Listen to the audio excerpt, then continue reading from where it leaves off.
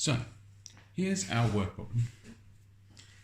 Now, when we're solving a word problem, whether it's multiplication or division or addition or subtraction, what you need to do is try and find the numbers in the word problem. Now, we're doing a division word problem, because obviously we've been practicing our division all this week.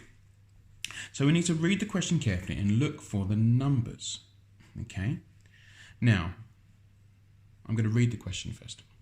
Sonia and Vicky have 10 cakes. If they share them equally, how many will they have each? So now, first of all, what we want to find out is how many things are we sharing? How many, I've been using the word objects all week. How many objects are there? What are the objects? So I'm going to use a different colour pen. You don't have to do this. I'm just doing it so you can see clearly on the video. A different colour pen to circle the important bits here or underline them. So I know that in this question, the objects are the cakes. We're talking about cakes, okay? But we can forget the word cakes and just think about objects. So there's 10 objects that we need to share. And we know that because it says they have 10 cakes. So I'm going to underline 10. And that is going to be the first number in my number sentence. Now, how many groups do I need to share my objects between? That's what I now need to figure out. So how many people are there in this question? There's Sonia, so that's one person. Vicky, that's two people. There's nobody else, no more names in this question. So I know I'm thinking about two people. So I'm going to share my 10 cakes between 2 people. So I can do the next part of my number sentence.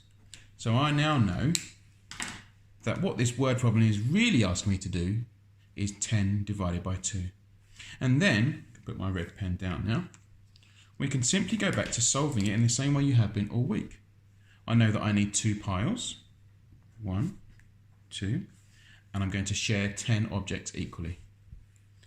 1, 2, 3, 4, 5, 6, 7, 8, 9, 10. Now I'm taking up a lot of space here. I'm doing it really nice and big so you can see clearly. You can probably do yours a bit more neatly, a little bit smaller on your paper. So now I know I can check how many is in group 1, and that will tell me the answer to my number sentence. 1, 2, 3, 4, 5. So I know that 10 divided by 2 equals 5. Now, we're doing a word problem. So the final step of solving a word problem is actually writing a sentence, writing your answer in words as well. So we're going to go back to the question briefly here. Sonia and Vicky have 10 cakes. If they share them equally, how many will they have each? So the question that I'm being asked is how many cakes will they have each? I'm going to move my pad up a little bit now so you can see I'm going to write my answer just underneath where I've finished doing my working out here. I'm simply going to write they will have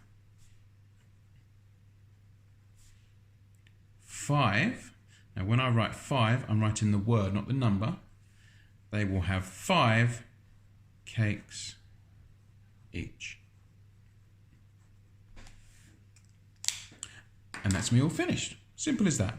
So when you look at your question, you need to find the information. So find out how many objects and then try and work out how many groups you're sharing. Is it 2 people? If there was another name here, then I would have to do 10 divided by 3. Okay? And once you've found your numbers, you can write your number sentence and then you know what you're doing. You've been doing this all week. You can solve your number sentence nice and easily and then you can write your answer down.